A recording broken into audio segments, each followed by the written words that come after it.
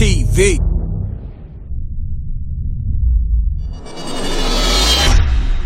You hear something? Have you guys heard of StreamBoss? It's a new IPTV provider that gives you over 5,000 channels for only $20 a month. Oh, cool! $20 for live TV, local TV, movies, TV shows, pay-per-views, and so much more. Huh? What? If you have a Fire Stick, smart TV, or streaming device, then head on over to StreamBoss.com to begin your setup process.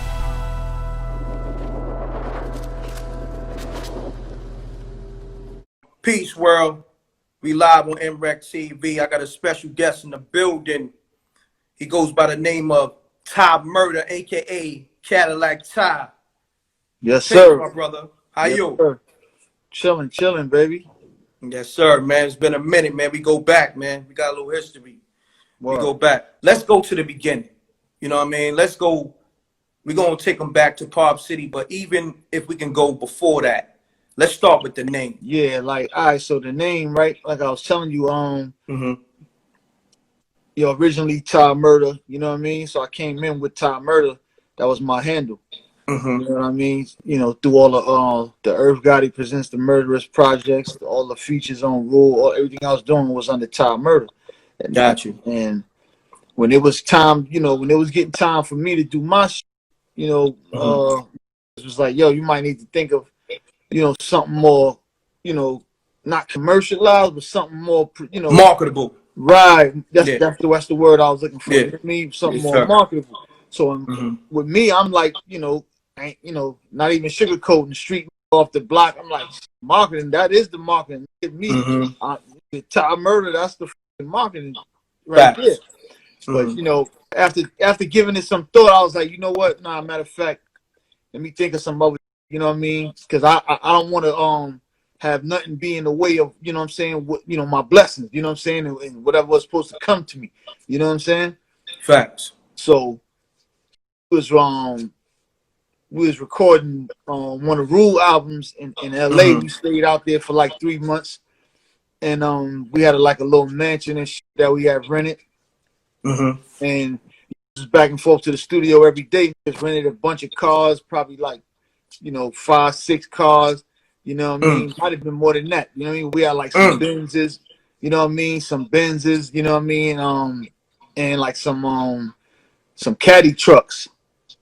You know what I mean? So, you know, basically, like, I used to get up early in the morning, take the caddy truck, boom, and just be gone and just be doing me in LA, you know what I'm saying? Going to the Beverly Center, shopping, you know what I mean? Doing all kind of shit. Pulling up in the hood, you know what I mean? And then coming back when get up, like, because niggas was getting up like 2, 3 o'clock. Get up, I'll be pulling in the driveway like, yo, what's up? What we doing?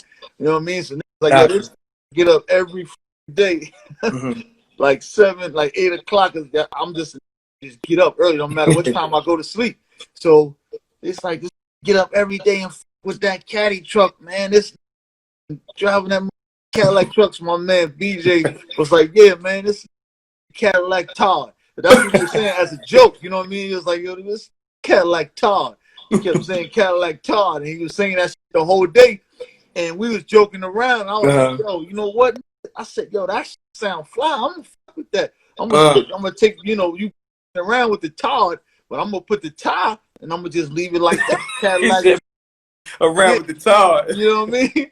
And just like, yo, cool, that shit might work. Ring off. So ring off. That's basically how that shit came up, you know what I mean? And then I just kind of ran with it from there. Gotcha. Now, take me to, because when you met Irv, this is fresh off the Mike Geronimo thing, or this is around the same time? I know them around the Mike Geronimo thing. Like, I met, like,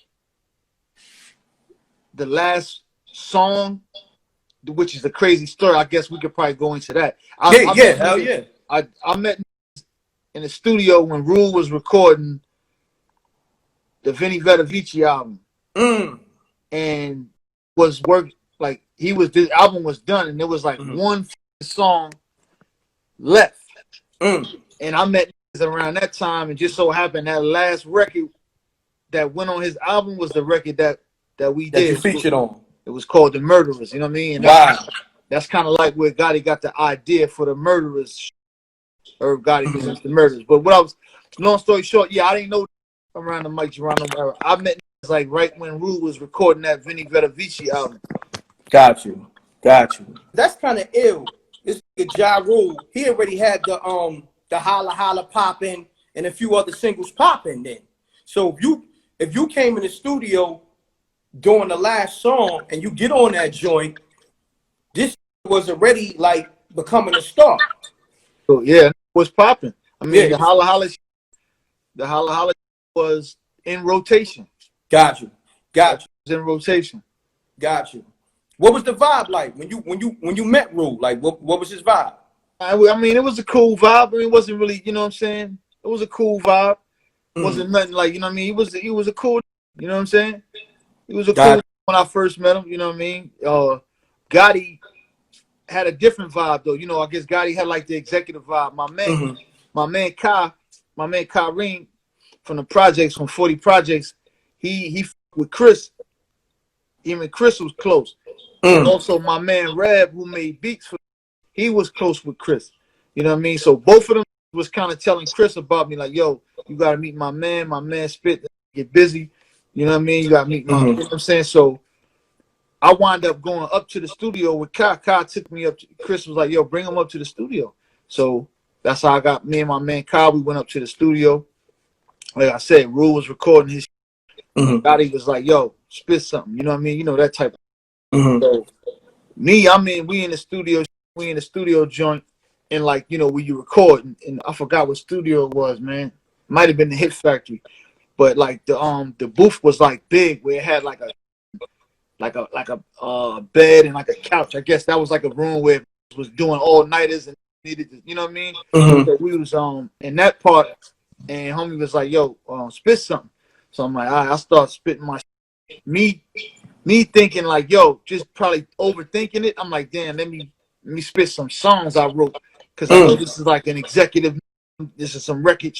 I know you probably want to see if I could, you know, write a song or something. And it just so happened I was in songwriting mode recently. I had wrote a couple of songs, so I came up there and I was like, I was spitting like one of the records that I wrote, and homie was like, hold on. He was like, nah. He was like, you ain't gotta do no song, just rip off. So I'm like, oh, that's how he wanted you to go in. I said, let's go then. So then I just started going.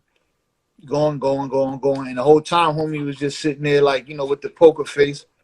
Like, you know what I mean? Like, so then after it was over, it was, you know, yo, all right, cool, whatever, you know, now you all right.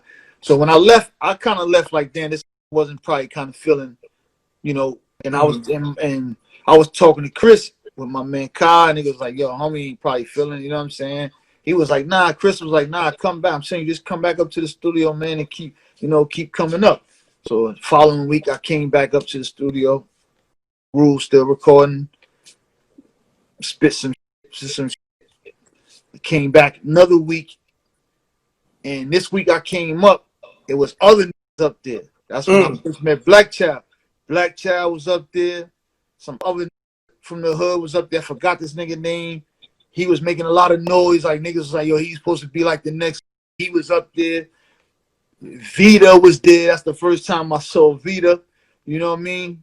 And one other person. So we had got into like a cipher, and like, you know, long story short, like to be honest, like I kind of like bit his head. Like I just went nuts in the cipher. You know what I mean? And then like it was like, yo, you know, I guess niggas like, yo, you know, you get busy. So now another day I come up there. This is when Rule was doing that last record, that Murderers record, and had the beat playing, and I'm up there and she was like, yo, you go write something to this right now? I said, yeah, I got. They was like, go ahead, see what you come up with. And that's when I came up with the verse that I had on Rule. She went in and spit it, came out. That's BJ was there. A few like, yo, that shit was right. That shit was right. So let me ask you this: you wrote the verse on the spot. Yeah. How long did it take you to write the verse? Man, I wrote it quick. I ain't gonna lie, because I was kind of anxious. So what, 30 minutes? Probably, yeah. 20, 30 minutes. You know what I mean? And was like, yo, that's right, that's right. So then after that, they finished mixing down rules, boom, whatever. And I came to the studio like a week after that. Matter of fact, I think Chris was like, yo, come up to the studio. When I came to the studio, they was mastering and mixing rules. And, Wow. Gotti was like, yo, I'm gonna fuck with you, bro. He was like, I'm gonna fuck with you. I got an idea I want to do too. I'm gonna do this compilation called The Murderers. You know what I mean? You, Black Child, Vita, you know what I mean? Oh, and we're gonna put some together. And that's gonna be like the introduction, how I'm gonna introduce you. But I'm definitely gonna fuck with you, you know what I mean? This is how we're gonna do it. And that's when he was like, yo, what, like, you know, what you call yourself? And I was like, Tah Murder. And then he was like, perfect, nigga. He was like, perfect. Yeah. He was like, perfect. But that's the universe. Everything was aligned. Yeah, you know what I mean? So, and that just kind of went from there. You know what I mean? Peace, world. This is M.Reck for MRecktv. I got those M.Reck t-shirts. I got those M.Reck hoodies. And I got those exclusive Rec Mob wears available now at the official store at teesprings.com/MRecktv. Shop today, or you can call, better yet text me at 390-598-2974. Peace, double deuces and bubble gooses. I'm gone. No, you're the plug and such. You a joke's bound to happen if you slipping or you lacking. I'm gripping on the Mactin, ready for the action. Shots to make you break dance and have you do a backspin. I got more kicks than karate flicks. My whole team pushing Maserati whips. You on IG liking thotty pics. Shorty pocket broke, but her body fixed. Peace, world. To promote your music or promote your business by placing an ad on MRecktv, contact MRecktVpromo, MRecktVpromo @gmail.com. Peace. Oh yeah, subscribe to MRecktv, youtube.com/MRecktv. I'm gone.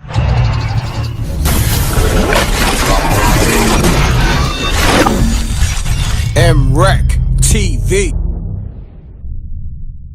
Let's cut 'em music.